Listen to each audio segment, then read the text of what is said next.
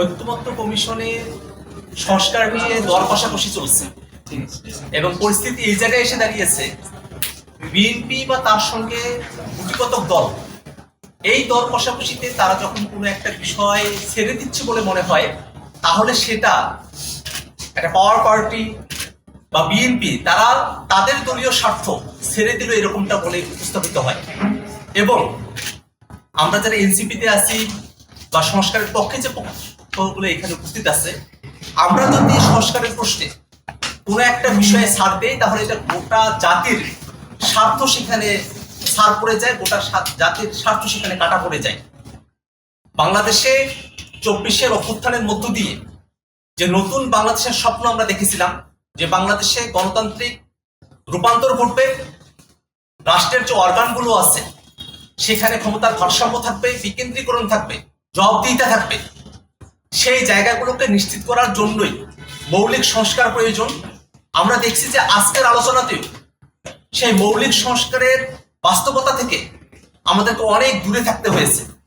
যখন হাউজে রাজনৈতিক দলগুলোর মধ্যে এনসিসির বিষয়ে আলোচনা হলো, এনসিসির বিষয়ে আপত্তি আসলো যে নামের ভারে কি থাকে, তখন নামকরণের জায়গাটাকে শিথিল করে ঐক্যমত্য কমিশন সেটাকে সাংবিধানিক এবং সংবিধিবদ্ধ প্রতিষ্ঠানের নিয়োগ কমিটি হিসেবে সেটাকে উপস্থাপন করেছে।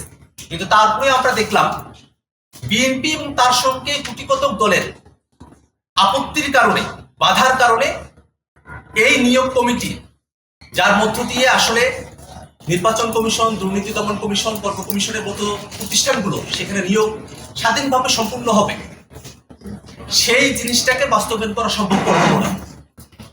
একই সাথে আমরা দেখি উচ্চপক্ষের আলোচনা যখন এসেছে, প্রায় সবগুলো রাজনৈতিক দল উচ্চপক্ষে ভোটের অনুপাতে তারা পিআর সিস্টেমে সেখানে প্রতিনিধিত্বের কথা বলেছেন। কিন্তু আমরা দেখলাম যে সেটাও আজকের যে হাউস সেখানে বাধার মুখে পড়েছে। সংবিধান সংশোধন সেটা যেন এক দলের না হয়ে যায়, একটা দল চাইলেই যেন সংবিধানকে সংশোধন করে ফেলতে না পারে, যেটা আমরা অতীতে দেখেছি। এই কারণে সংবিধান সংশোধনের জায়গাটাকে আমরা প্রস্তাব করেছি যে নিম্নপক্ষে 2/3, উচ্চপক্ষে 2/3 এবং বিশেষ বিশেষ কিছু আর্টিকেলের ক্ষেত্রে সেগুলোকে গণভোটে গিয়ে তারপরে সংবিধান সংশোধন হতে হবে। কিন্তু আমরা দেখছি যে উচ্চপক্ষেও 2/3 মেজরিটিতে সংবিধান সংশোধন করা হবে, এই প্রস্তাবের পক্ষেও বিএনপি সহ অন্য কিছু রাজনৈতিক দল তাদের মতামত আমরা পক্ষে দেখছি না। সব মিলিয়ে মনে হচ্ছে যে মৌলিক সংস্কারের জায়গাটা বিএনপি এবং তার সঙ্গে সমমনা কয়েকটি দল তাদের কারণে আসলে আটকে আছে। আজকে ঐক্যমত্য কমিশন এই দলগুলোর কাছে আবার আহ্বান রেখেছে তারা যেন তাদের ফোরামে আলাপ আলোচনা করে এই প্রস্তাবগুলোর সঙ্গে তাদের একাত্মতার জায়গাটাকে তারা পুনর্বিবেচনা করে।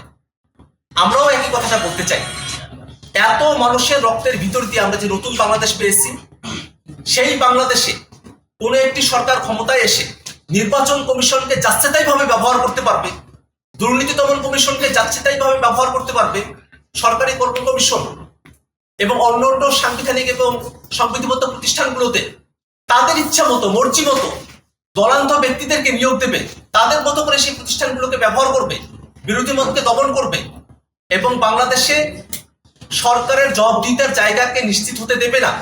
এমন পরিস্থিতি বাংলাদেশে যারা তৈরি করতে চাচ্ছে, তাদের সঙ্গে বাংলাদেশের আপামর জনতার কোনো সংযোগ নেই, তাদের সঙ্গে আপামর জনতা কোনোভাবেই একাত্ম হতে পারে না। আমরা মনে করি যে আজকের যে হাউস, এখানে ঐক্যমত্য কমিশনে রাজনৈতিক দলগুলোর প্রতিনিধিরা আছেন, জনগণের বৃহত্তর অংশ তারা কিন্তু এই রুমের বাইরে অপেক্ষা করছেন। তারা দেখছেন যে মৌলিক সংস্কারের প্রশ্নে কোন দলগুলো কোন পজিশন নিচ্ছে, কোন দলগুলো মৌলিক সংস্কারের প্রশ্নে বাধা হয়ে দাঁড়াচ্ছে। আমরা রাজনৈতিক দলগুলোর কাছে আহ্বান রাখবো, জনগণের মতামতকে বুঝে, জনগণের প্রত্যাশার জায়গাকে বুঝে এবং বাংলাদেশে যাতে আর কখনো কোনোভাবেই কোনো স্বৈরতান্ত্রিক, কোনোভাবেই কোনো ফেসিবাদী শাসন কাঠামো বাংলাদেশে প্রতিষ্ঠিত হতে না পারে, সে কারণে মৌলিক সংস্কারের প্রশ্নে তারা যেন একাত্ম হন, এই আহ্বান আমরা রাখতে চাই।